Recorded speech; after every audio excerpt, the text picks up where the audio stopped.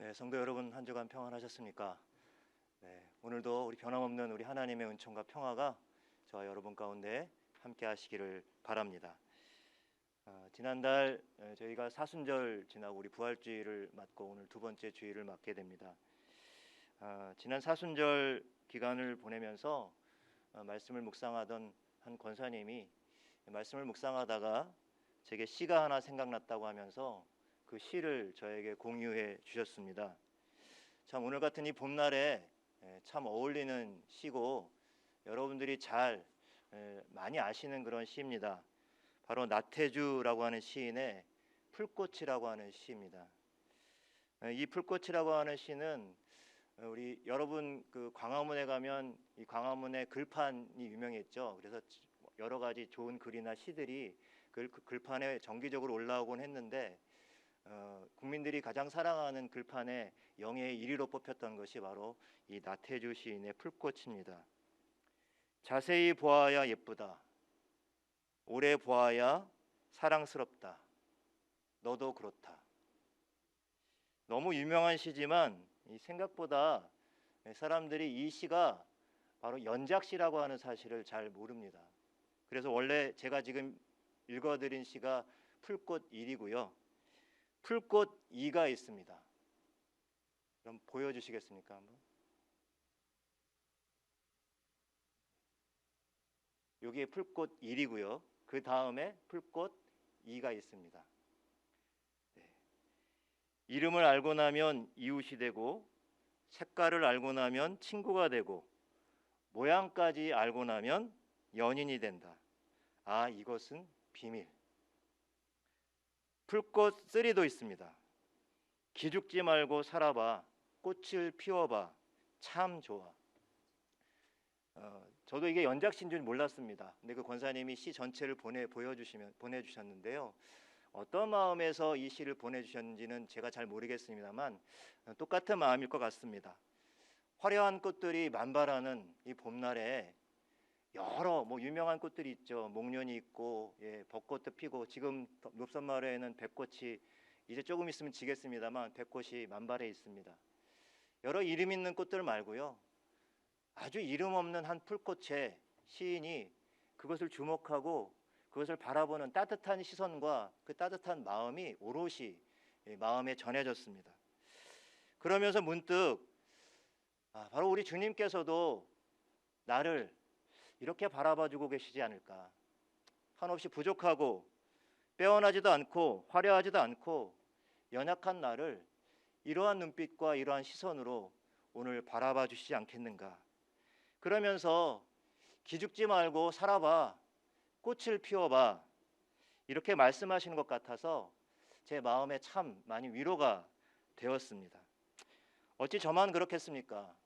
오늘 이 지친 삶을 살아가는 저와 여러분에게도, 여러분 한 사람 한 사람에게도 너도 그렇다, 너도 예쁘다, 너도 사랑스럽다, 우리 주님께서 말씀해 주시지 않겠습니까? 말로는 하지 마시고요, 우리 옆에 계신 분들에게 눈빛으로 당신도 그래 이렇게 한번 바라봐 주시겠습니까? 네, 당신도 그래. 제가 지난주일부터 하나님 나라를 살다라고 하는 주제로 함께 말씀을 나누고 있는데요. 오늘이 이제 두 번째 시간입니다. 지난주에는 포도원 품꾼의 비유를 말씀드렸습니다. 5시, 그러니까 일이 끝마쳐지기 1시간 전인 5시에 포도원에 들어온 일꾼에게도 똑같이 하루 품삯이 주어지는 그 세상, 그것이 바로 하나님 나라라고 하는 말씀을 함께 나눴는데요. 오늘은 겨자씨 하나에 대한 말씀입니다. 예전에 많은 분들이 이제 성지순례 다녀오시면 이 겨자씨 이 책갈피 같은 것들을 선물로 많이 나눠주셨어요. 저도 받았던 기억이 있고 그것을 책갈피에 껴놓고 이 겨자씨에 대한 어떤 믿음 이런 것들을 많이 묵상했던 적이 있습니다.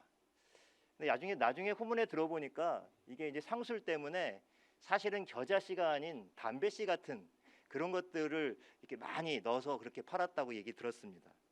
아무튼 이 겨자씨는 오늘 방금 전에 제가 읽어드렸던 풀꽃처럼 아주 초라하고 사실은 보잘것없는 작은 씨앗입니다. 얼마만큼 작을까요? 그럼 그림을 한번 보여드리겠습니다. 앞에 이게 손가락에 지금 뭐가 묻어 있죠. 저게 겨자씨입니다. 그리고 옆에 있는 그림도 이 하얗게 보이고 약간 녹색의 벽시, 그러니까 쌀알인데요. 그거보다 훨씬 작게 까맣게 보이는 것이 이 겨자씨입니다. 그만큼 초라하고 보잘것없는 것이 바로 겨자 씨앗입니다. 그런데 여러분, 우리 예수님께서 바로 이 작고 초라하고 보잘것없는 이 겨자씨를 주목해 보십니다. 그리고 이것을 바로 하나님 나라의 비유의 소재로 삼으셨다는 것이죠. 근데 여러분, 우리 한국 사람들이 참 좋아하는 말씀 중에 하나가 내 시작은 미약하나 나중은 창대하리라, 욥기 8장 7절 말씀입니다. 근데 이게 대부분 많은 사업장들이나 또 이런 데 가보면은 이렇게 액자에 끼워져서 그렇게 걸려 있곤 하죠. 뭐 교회에서도 신방용으로도 예전에 많이 제작을 하곤 했습니다. 그런데 이 내 시작은 미약하나 나중은 창대하리라, 이 말씀을 우리가 마치 하나님이 하신 말씀처럼 우리가 생각하는데, 사실은 욥기의 맥락에서는 이거 하나님이 하신 말씀이 아닙니다. 바로 욥의 친구인 수아 사람 빌닷이 이 고통 가운데 있는 이 욥에게 찾아가서 너 회개하고 똑바로 서고 정직하게 하나님 앞에 살아. 그래야지만 내 시작은 미약하지만 내 끝은 창대하리라, 이렇게 권면하고 얘기한 것입니다. 그러나 나중에 하나님께서 이 욥의 친구들에 대해서 진노하시죠. 이것은 잘못된 일이었기 때문에 그렇습니다. 마치 이것처럼 오늘 이 겨자씨 한 알에 대한 이 이야기도 이것이 예수님께서 하신 하나님 나라의 비유, 하나님 나라에 대한 맥락에서 이해하지 않고 그냥 겨자씨 한 알이 폭발적인 어떤 성장으로 이어진다라고 하는 이런 생각으로 볼 때 여기서 큰 오해와 착각이 일어납니다. 본문의 맥락과 전혀 관계없이 그냥 겨자씨 한 알로 이루어지는 그러한 성장에 대한 약속과 기대처럼 오늘 말씀을 이해하고 그렇게 생각해 왔던 것이죠. 그래서인가요? 사실 좀처럼 이 예수님의 이 겨자씨 비유, 예수님의 비유가 당시 사람들에게 얼마나 불편하고 얼마나 충격적이었는지에 대해서 우리가 별로 관심을 갖지 않습니다. 오늘 본문의 비유의 말씀을 듣고 있던 사람들 대부분은 유대인들이었습니다. 유대인들은 이 겨자씨가 어떻게 자라는지, 또 겨자씨가 도대체 당시에 어떤 의미로 사람들에게 여겨졌는지 잘 알고 있었습니다. 우선 당시에 이 겨자씨는 유대인들에게 작고 초라하고 변변치 못하다라고 하는 말과 같은 뜻으로 사용되어졌습니다. 또한 이 겨자씨는 번식력이 참 대단해서요, 그 밭에 심겨져 있는 다른 농작물들이 자라지 못하도록 그 성장을 방해하고 나중에는 순식간에, 요즘 쑥대밭이란 말 있죠, 그런 것처럼 겨자밭이 되어서 나중에는 결국 농부의 손에 그냥 겨자만 남겨질 정도로 그렇게 악명 높은 식물이었습니다. 그래서 심지어 유대의 구전 그런 문헌에 따르면 이 밭에 이 겨자를 심는 것을 금할 정도였습니다.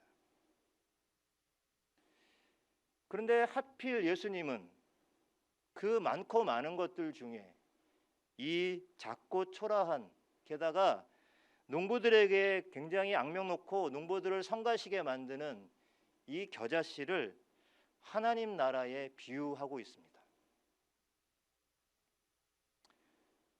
구약 성경에서 마찬가지지만 구약 성경에서 우리가 볼 수 있지만 유대인들이 얼마나 하나님 나라를 대망하고 하나님 나라를 기다렸습니까? 그들 가운데 오시는 메시아, 그 메시아가 열어놓으시는 하나님 나라는 그들에게는 구체적으로 이 강대한 로마 제국을 뒤집어 엎고 이 예루살렘이 온 세계에 우뚝 서는 날, 그래서 다른 모든 나라들이 그 앞에 엎드리게 되는 날이라고 생각을 했습니다. 또 그렇게 기대하고 그렇게 믿고 있었습니다.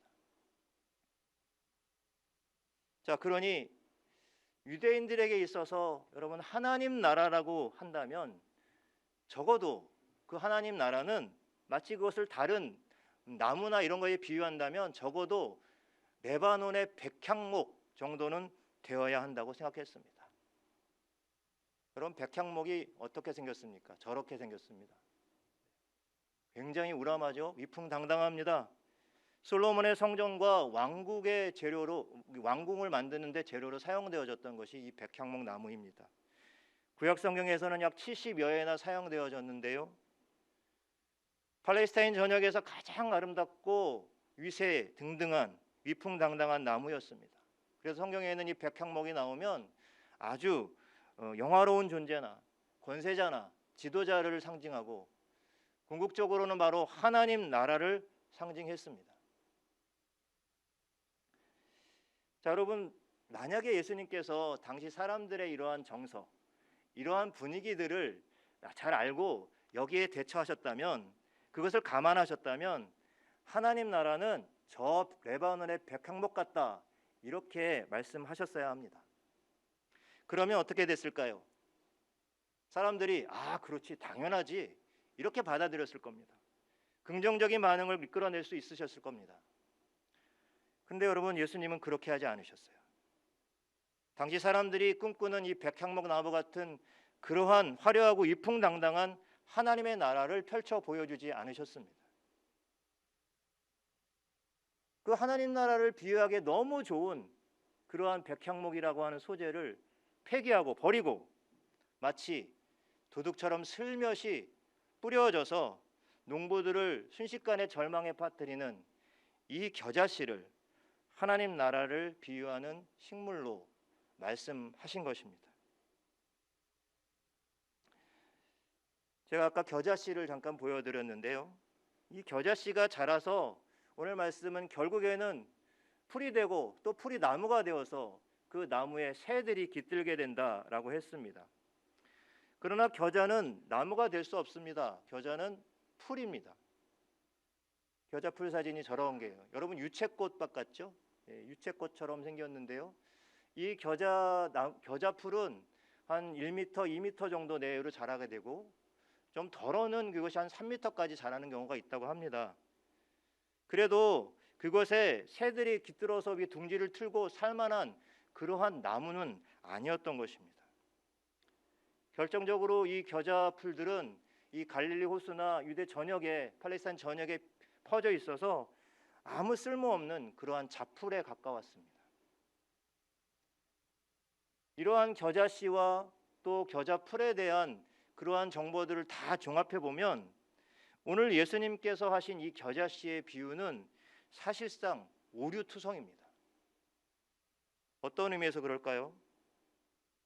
우선 겨자씨는요, 오늘 모든 씨보다 더 크다 그랬는데, 모든 씨보다 작다 그랬는데 꼭 모든 씨보다 작은 씨가 아닙니다. 아까도 말씀드렸는데요, 겨자씨가 사실은 그보다 더 작은 씨들이 많이 있어요. 담배씨, 그것이 아까 책갈피로 쓰여졌다고 말씀을 드렸죠. 겨자씨는 사실 나무가 아닙니다. 풀입니다. 그리고 겨자풀에는 새들이 둥지를 틀지 않습니다. 또 한 가지 중요한 사실은 겨자풀은 갈릴리 호수 인근에 흔해 빠진 잡풀이기 때문에 굳이 어떤 사람들이 그 씨를 가져다가 자기 밭에 심을 이유가 하나도 없습니다. 만약 이런 사람이 있다면 이런 사람은 이상한 사람 취급받게 되는 거였어요. 밭을 가꾸는 사람들에게 가장 큰 적이 뭡니까? 어떤 식물을 심고 어떤 열매를 거두려고 하는데 옆에 다른 잡초가 자라는 거죠. 그런 잡초를 어떻게 합니까? 그대로 둡니까? 잡초는 뽑아 버려야 되죠. 이것이 상식이고 세상의 이치입니다. 그런데 여러분, 오늘 본문에서 예수님이 하신 이 비유의 말씀은 사람들의 기대와 상식을 뒤집어 놓습니다. 여기 이상한 이 농부는 이 작고 하찮고 변변치 못한 이 겨자씨를 자신의 채소밭에 심어놓고 그것을 애지중지 길러서, 그래서 그 속에 새가 깃들일 수 있는 그러한 나무로 길러내고 있습니다. 여러분, 여기서 이런 질문을 합니다. 왜? 무엇 때문에 예수님은 사람들의 기대와 이 상식에 맞지 않는 이 겨자씨의 이야기를 하나님 나라의 비유로 삼고 말씀하신 것일까요? 예수의 비유라고 하는 책으로 알려진 신학자 요아킴 예레미야스는 예수님께서 이 겨자씨의 비유를 한 이유에 대해서 이렇게 설명하고 있습니다. 당시 많은 사람들이 예수님께서 이 하나님 나라를 선포하시고 그리고 이 공생애를 시작하셨죠. 그것에 대해서 주목하고 또 그것에 대해 관심을 보였습니다. 그런데 예수님께서 이 하나님 나라를 선포하시고 이제 그 사역을 시작하셨는데 자신들의 눈에 보기에, 유대인들의 눈에 보이기에는 그것이 자신들이 기대하는, 아까 말씀드렸던 것처럼 백향목 같은 그러한 하나님 나라의 비전이 아니었던 겁니다. 자신들의 생각과 기대 속에 있었던 하나님 나라, 그 백향목처럼 위풍당당하고 화려한 메시아 왕국이 아니었던 겁니다. 예수님의 삶과 사역 속에서는 그런 기미가 전혀 보이지 않았던 거예요. 어디서 그걸 알 수 있습니까? 제자들을 보면 알 수 있죠. 대다수가 예루살렘 성전을 중심으로 한 그러한 당시의 그 주류 사회로부터 밀려나 있었던 갈릴리의 어부들이나 또 사람들의 따가운 시선을 받고 있었던 세리들이나 폭력 투쟁을 일삼으려고 했던 열심당원들이나 이러한 사회의 비주류들이 예수님의 제자들을 구성하고 있었어요. 게다가 예수님은 늘 당시에 죄인들 취급받았던 창기와 세리와 그리고 인격적으로 대우를 받지 못했던 어린 아이들과 여인들, 그들을 가까이 했고 그들이 예수님을 따랐습니다. 그들의 친구가 되어주셨죠. 여러분, 그래서 사람들은 예수님이 선포하신 이 하나님 나라에 대한 의문을 가졌고요. 여기에 대한 대답이 바로 오늘 겨자씨의 비유였던 것입니다. 오늘 이 비유는 2절의 짧은 말씀이지만 이 속에는 바로 예수님께서 살아가셨던, 죽기까지, 십자가에 못 박혀 죽기까지 살아가셨던 그 삶의 내용과 그 사역의 특징을 잘 보여주고 있습니다. 누가복음에서 우리 예수님께서는 자신이 하나님이 보내신 메시아임을 이사야의 말씀을 통해서 이렇게 우리에게 전해주고 있습니다. 누가복음 4장 18절과 19절 말씀입니다. 주의 영이 내게 임하셨으니 이는 가난한 자에게 복음을 전하게 하시려고 내게 기름을 부으시고 나를 보내사 포로된 자에게 자유를, 눈먼 자에게 다시 보게 함을 전파하며 눌린 자를 자유롭게 하고 주의 은혜의 해를 전파하게 하려 하심이라. 여러분, 실제로 예수님께서 이 땅에 오셔서 세리와 창기와 죄인과 가난한 자들과 각종 병자들, 여기는 육신의 질병도 있었지만 귀신 들림과 마음의 질병과 그에 대해 여러 가지 사회적으로 약자들, 이런 약자들을 직접 찾아다니셨습니다. 그들과 함께 먹고 마시고 그들의 친구가 되어주셨습니다. 때로는 그들의 실제적인 필요들, 여러분 배고픈 필요 같은 것들을 채워주시는 기적을 베푸시기도 하셨습니다. 여러분, 이들 대부분은 바로 누구도 거들떠보지 않는 작고 하찮고 변변치 않은 겨자씨 혹은 겨자풀과 같은 사람들이었습니다. 그런데요, 바로 예수님께서는 이렇게 세상이 버려둔 잡풀과 같은, 잡초와 같은 인생들을 주목하셨습니다.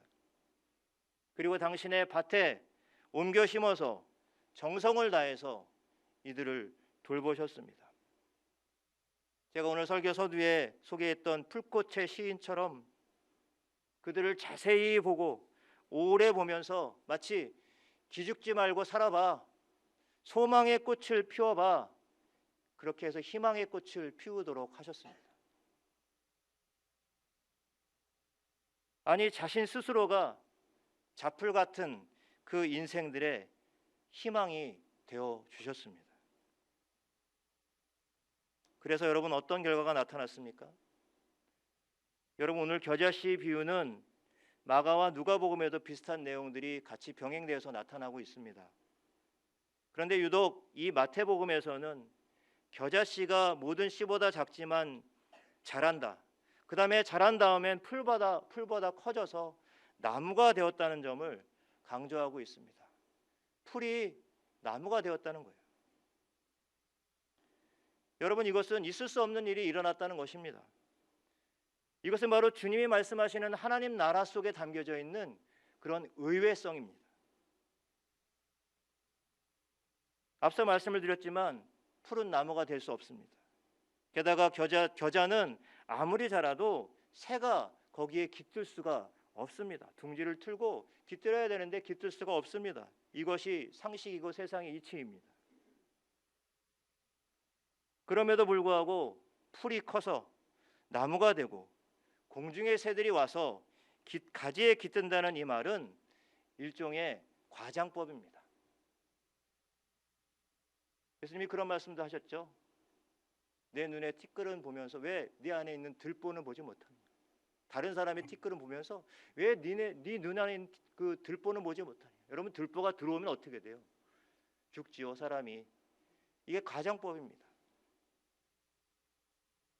잡풀이 변해서 나무가 되는 일은 있을 수 없는 일인데 바로 그러한 일이 일어나는 것이 바로 하나님 나라라는 겁니다. 그래서 이 말씀은 하나님 나라라고 하는 것은 아무리 작고 하찮고 보잘것없는 존재라도 그 존재가 이 하나님 나라에서는 존귀하고 의미 있고 위대하고 가치 있는 존재가 된다는 것이죠. 여러분, 이것이 바로 하나님 나라의 복음입니다. 하루가 끝날 무렵 문 닫는 시간에 농장에 나타난 품꾼들에게 온전한 하루의 품삯을 주는 그러한 포도원이 바로 하나님 나라인 것처럼 오늘 잡풀 같은 인생들이 환대받고 받아들여지는 것이 바로 하나님 나라라는 것이죠. 사도 바울은 고린도후서 5장 17절에서 이런 고백을 합니다. 누구든지 그리스도 안에 있으면 새로운 피조물이라. 이전 것은 지나갔으니 보라, 새 것이 되었도다. 여러분, 죄인이었던 저와 여러분이 구원받아 하나님의 자녀가 되고 하나님의 백성이 되었다는 것은 겨자풀이 나무로 바뀐 것보다 더 놀라운 사건입니다. 작고 하찮고 보잘것없는 잡풀 같은 우리 인생을 우리 주님이 따뜻하게 맞아주시고 자신의 밭에 정성껏 심어주시고 가꾸어 주셨습니다. 더군다나 푸른 나무가 될 수 없는 것이 세상의 이치이고 상식인데 주님은 그 모든 세상의 상식과 기대를 넘어서 모두가 기피하는 쓸데없는 잡풀 같은 우리 인생을 바로 지친 새들이 깃드는 유익한 나무로 변화시켜 주셨습니다. 말씀을 맺겠습니다. 하나님 나라를 산다는 것, 그것은 바로 풀이 나무 되게 하신 그 은혜를 온전히 깨닫는 것입니다.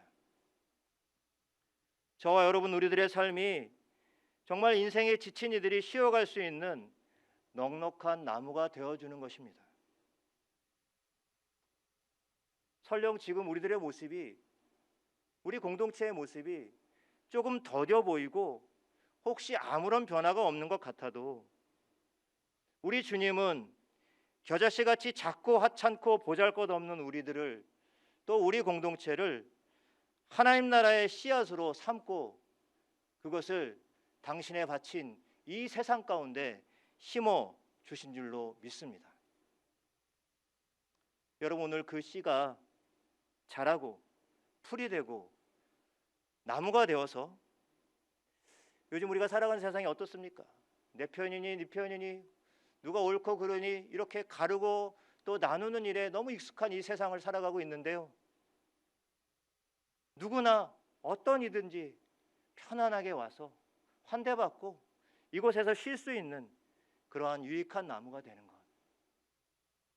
바로 이것이 우리가 하나님 나라를 살아가는 삶의 모습인 줄로 믿습니다. 저와 여러분들이 이렇게 풀이 나무가 되는 세상 가운데 살아가는, 그래서 하나님 나라를 온전히 경험할 수 있기를 간절히 축복합니다. 기도하겠습니다.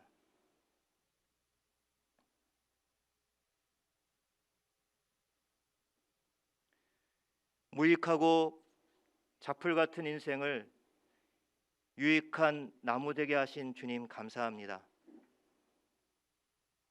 이 하나님 나라의 소망을 온전히 품은 유익한 나무로 살아가게 하여 주시옵소서.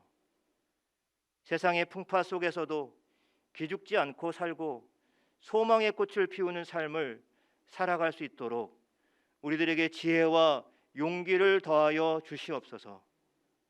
지금 여기서 좀 더 사랑하고, 지금 여기서 좀 더 평화의 땀을 흘리고, 지금 여기서 좀 더 따뜻한 세상을 열어가기 위해서 비록 서로 부족하고 조금 연약하더라도 함께 보듬어 안아가며 살아가서 진정 풀이 나무가 되는 그 하나님의 나라를 온전히 경험하는 우리 모든 성도들, 우리 높은 뜻 섬기는 교회 공동체가 될 수 있게 하여 주시옵소서.